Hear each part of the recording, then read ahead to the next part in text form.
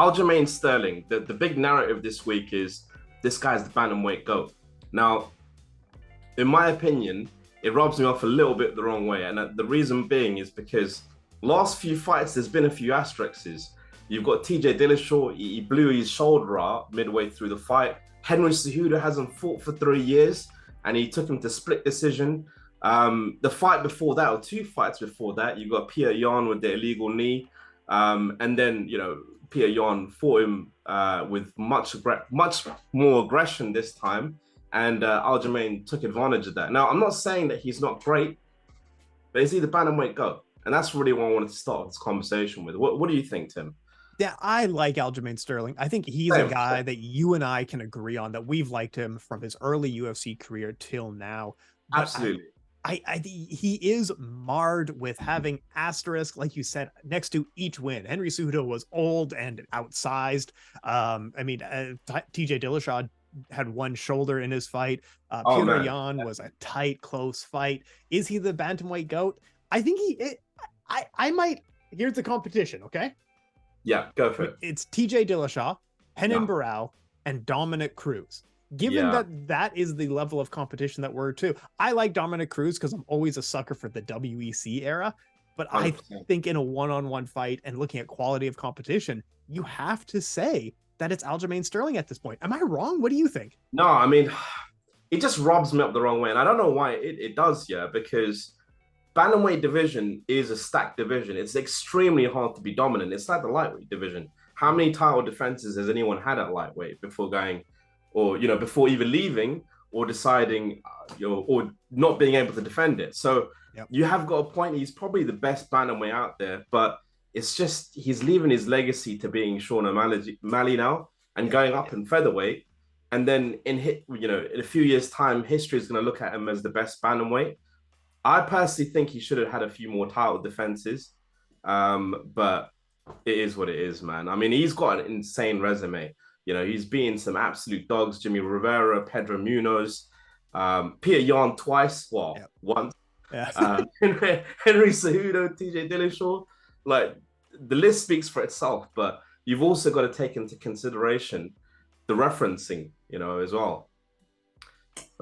Yeah. Well, tell me more. Bring me up to date here. What do you think? What do you feel? Yeah, I mean, just in terms of TJ Dillashaw, if you actually break that down, the guy hurts his shoulder within 30 seconds. And then after that, he's basically just a training dummy for the rest of the fight. And to the point, where the commentary team were like, maybe you should go for a Kimura on the left arm because his shoulders, like, just essentially saying, just go for the weak arm, take him out there, really kind of capitalize on that weakness. So at that point, the fight's done within 30, 40 seconds. So it's very hard for me to go, he beat TJ Dillashaw though. Oh my God, that's amazing. He did incredible. The Henry Cejudo fight, Henry did amazingly well. By the way, I think it's just scandalous that was a split decision. I think Aljamain clearly won that fight. He did really well. But again, this is Henry Cejudo's 3 years out. Imagine if Henry Cejudo got like a number one contender fight against Sean O'Malley, kind of built up a little bit of, kind of shook off the ring rust, and then he fought Aljamain Sterling. Do you think he might have had a better performance? Definitely, 100%.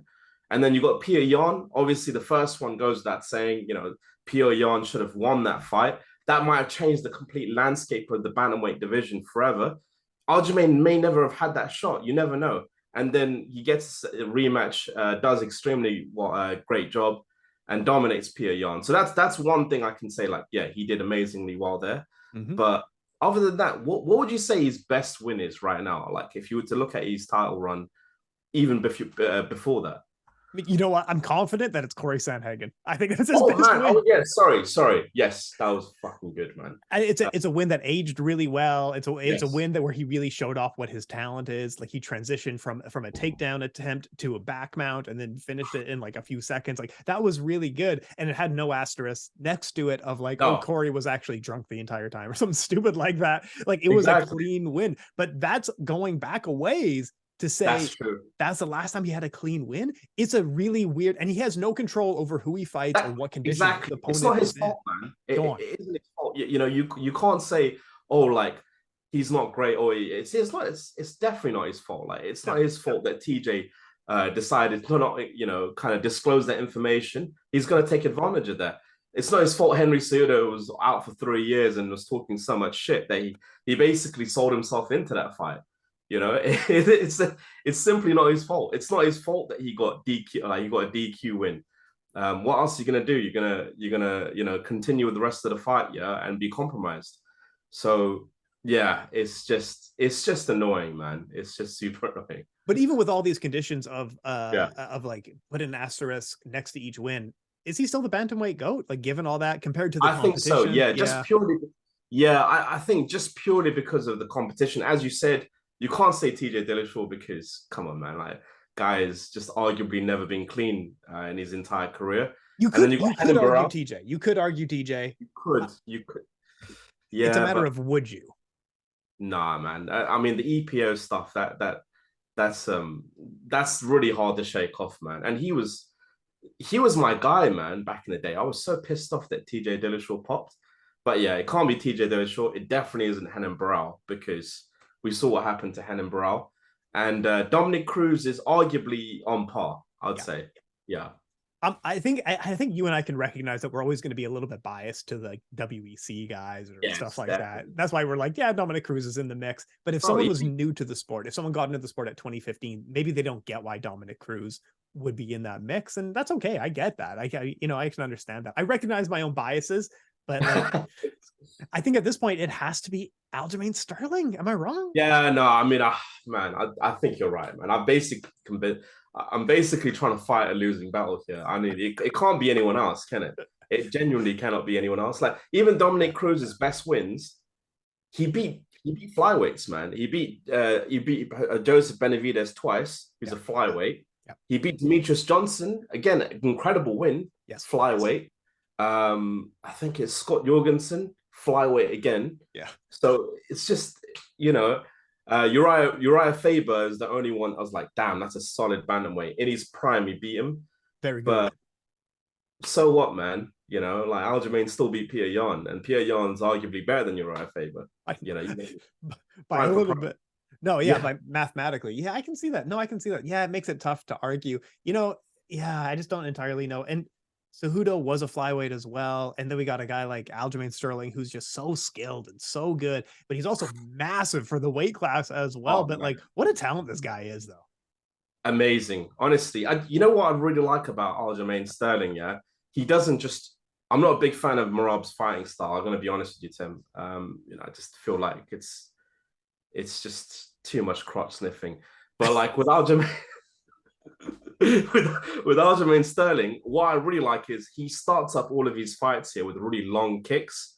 He puts that pressure on, and he's done that in the last few fights. In fact, he did it against Henry Cejudo. Landed some fucking amazing calf kicks, man. Like towards the end of the fight, started off that fight extremely long. Started throwing kicks to the body, I think he tried to aim for the head. Again, he was going for the calf as well. Mm-hmm. Did that to Peter Yan in the rematch. He just marched forward and started like just going for kicks, man. Just fully going for kicks. And I think the reason being is because, and why he's so confident at throwing kicks is because he knows no one's going to take him down. Like who in the bantamweight division is going to try and take him down? No one. They know he's a great grappler at the end of the day. But yeah, I'm very impressed with Aljamain, man. Like, what do you think, Tim? There's a reason you and I have talked so highly about him for such a long time, and that even when the MMA community decided to turn on him, you and I were still in his corner, being like his only fan. Bro, come on, you know this. Yeah, he's so talented and so good. Loves the front kick, just like you were saying. He'll even transition the front kick into stance switching, and then he can transition the stance switching into a takedown attempt. But where he really excels is that he actually doesn't always get the takedown. He doesn't always get the trip, but he creates the opportunities to continue into a scramble. So if he can get a scramble going, he can always come out on top, because his first layer of takedown is quite often not good, even at the opening, even against the cage. But it's the opportunities where he's creating these scrambles. That's when he really excels. Anytime that he can get an opponent to turn a little bit and he can take the back, he can take control of the fight very quickly. So it's those chaotic moments where you're transitioning from position to position where Aljamain Sterling really comes through. Man, on the feet, a lot of people are critical of him on the feet. He actually has very good shot selection. He has a pretty good eye for timing. Yeah. Someone on Twitter was actually pointing out that he was landing some combinations against Petr Yan. And he just kind of looks almost slow for the weight class. And Aljamain himself commented on that Twitter post and said, I'm okay at striking, but my arms are very dangly. So it looks like I'm really like pushing so his own word was my arms are dangly. And that's why I look funny striking, but he's not a huge combination striker, but he is good at the one-off and usually transitioning to someone else. You know what I'm saying here? Yeah, no, 100%. I mean, with his striking as well, yeah, you said he's not a combination puncher. He's so long for the weight division, he could kind of pick shots off from range. Yeah. And he was doing that to Cejudo absolutely brilliantly. But at the same time, he left himself open. There was a few openings where he left his kind of completely left his head exposed, left his body exposed. I think Cejudo got a few body kicks on him, and he got a high kick on him at the end of that, or towards the end of that bout as well. Mm-hmm. So yeah, man, his striking is underrated, but against Sean O'Malley, that's the big question. Yeah, like the biggest say for example, so here's the question: if Aljo doesn't get the takedown on Sean O'Malley, if he doesn't, yeah, and it ends up being a striking battle, do you think he can hang with Sean? No. I don't. I honestly don't. And you know what? Of as many as strengths that Aljamain Sterling have, he is a AAA grappler. He is quite a good serviceable striker. His defensive striking is by far the weakest domain that he has. Now I know you know what I'm talking about, so tell me a little bit about this.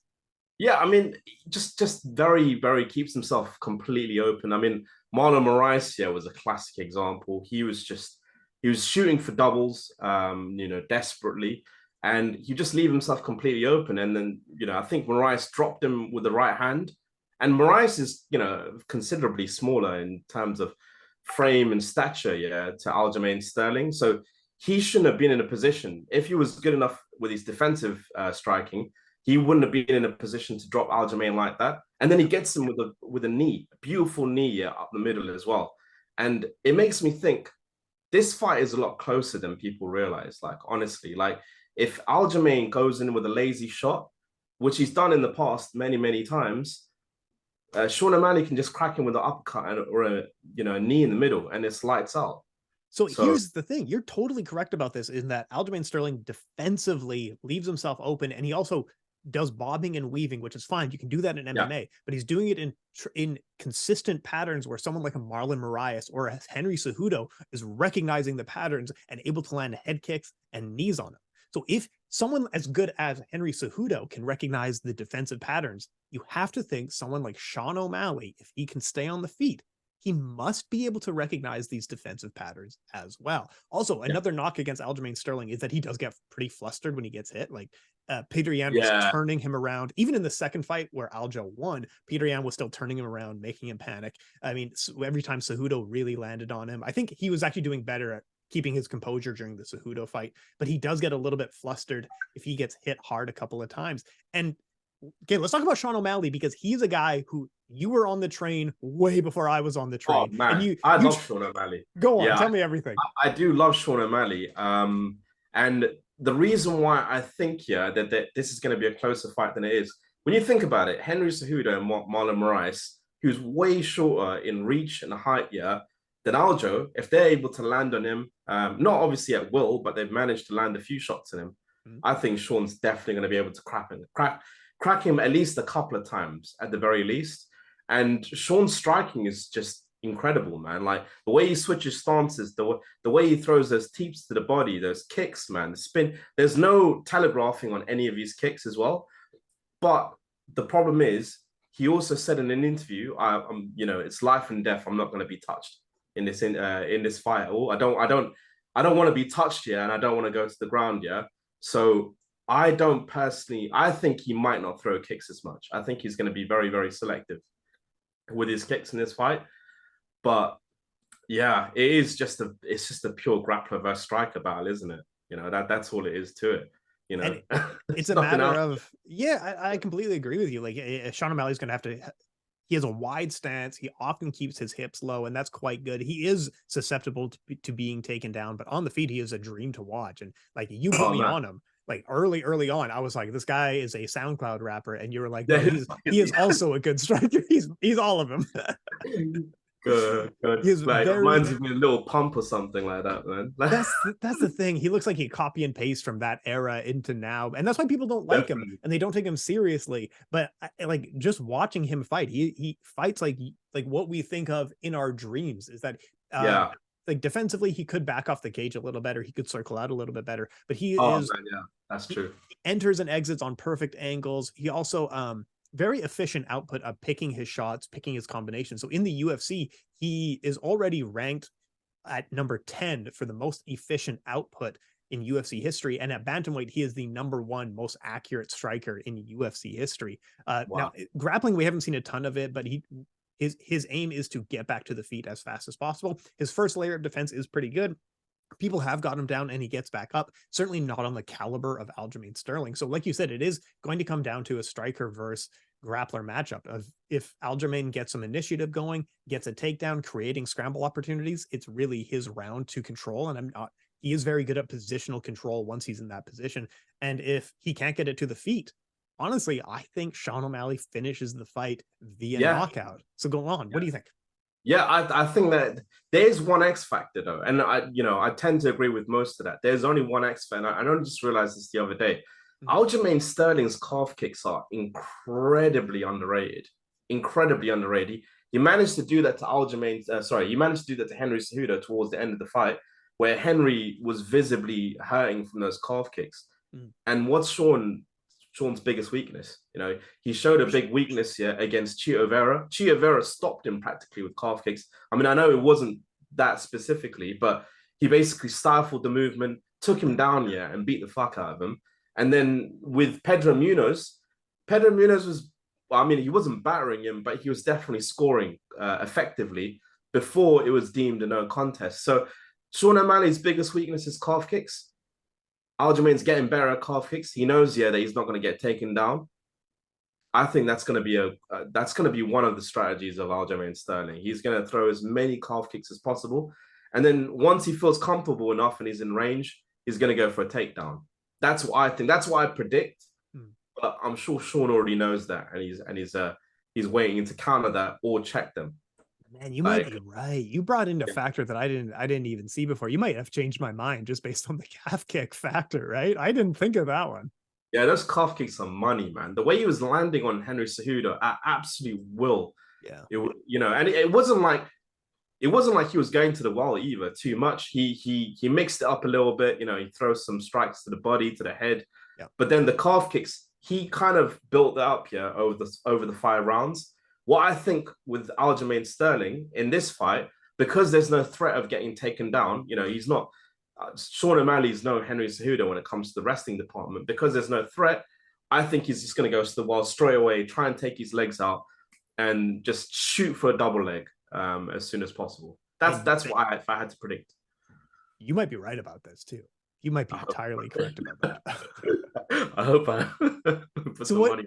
What's your final prediction in this one then? My final prediction is I think Aljamain wins by TKO, late TKO or late submission. If I had to pick, Sean O'Malley never been in a 5-round fight. If you had to go through his resume, the only person that's still in the UFC that's of notable quality is Peter Yan. That's it. You got Piver, he's not in the UFC. Eddie Wineland, he retired a couple of years ago. Chris Martino, he was a newcomer that got cut, a while ago. So other than that, man, I just see Aljamain taking this, man. Honestly, domination as well. Man, I had myself convinced of I'm picking Sean O'Malley via knockout. I see all these factors, like Aljo is just he gets so flustered when he gets punched. But now you bring up the calf kick factor. Yeah, I might be back onto the Aljamain Sterling train of this is just a safe win for him. He has more tools to really win here. Yeah. Like you said, if I have to choose, the intelligent choice is Aljamain Sterling, right? Yeah, I think it's so hard to kind of root against him at this point in time. He's fought such high caliber competition, and the way he's trained for it, he obviously thought that he's fighting these people in their prime. Unfortunately, Henry wasn't in his prime and TJ wasn't in his prime. Peter was in his prime though, and he was, there's a lot of psychological factors going into that, So based on all that, I can't not root against Aljamain. Definitely not.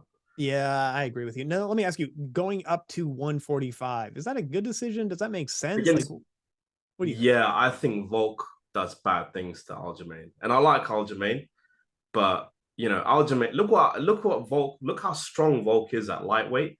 Islam Makhachev was struggling against Volk here. I think Volk even takes Aljamain down and shows him who the real 145er is. But look, I'm not saying he doesn't have a chance. I just think Volk takes it all day. His striking is considerably better. He's better defensively as well. Ring IQ is slightly higher than Aljamain. Aljamain's, he's a champion. He's got amazing ring IQ. But yeah, Volk all day, man. I can't see him losing.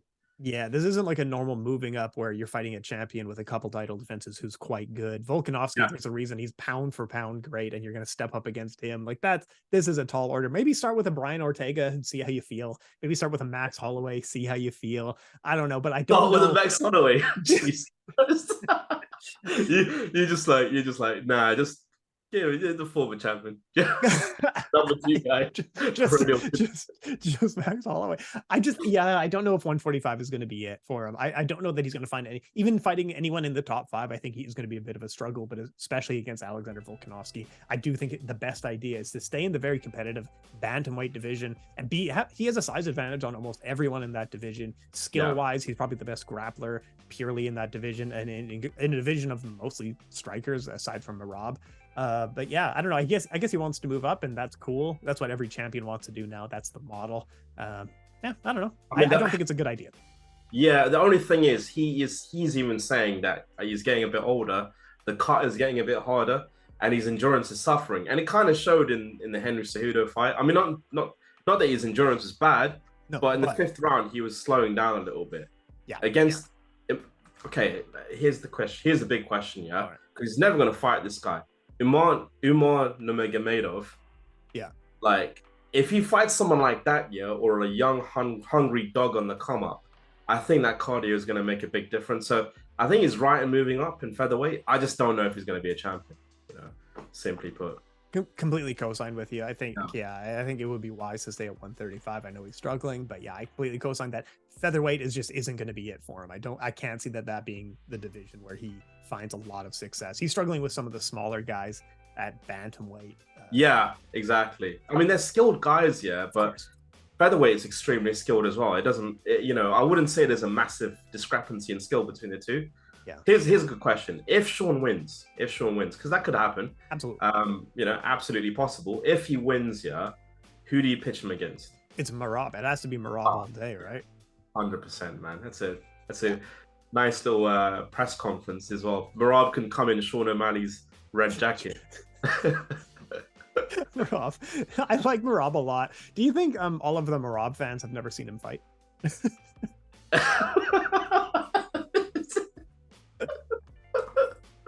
Mate, I don't know. This is so mean, but I don't find it exciting, man. I find Aljamain's style exciting, but it's amazing. I couldn't watch that Peter Yan fight, man. I don't know. Yeah, it is what it is. Yeah. It's just sometimes that happens, and that's not a big deal. But yeah, it's got to be Merab. Right? What else do we need to cover off before we head out of here, sir? No, that's it, man. That's pretty much it. We've got a lot of interviews coming in. We've got Andre Petroski, coming in tomorrow. Yeah. God, that's late. Sorry, man. That's my fault. But yeah, we'll have Andre Petroski coming out tomorrow. And great news, Cody Gibson is in the tough finale, man. Amazing. We interviewed Cody Gibson 2 years ago. Both of us have interviewed him from the show. He's actually down to do another show at one point. He's saying that he really likes to talk to us. So come on, man. We gotta have Cody on. But yeah, good luck for Cody. He's fighting this weekend. So make sure you guys watch that too. I can't believe it. I think he's our most consistent guest at this point. 100%, man. 100%. He's awesome, man. Love Cody Gibson. Best of luck to him this weekend. All right, cool. Let's get it. Wrap her up. Take care, guys. That's it. That's all right.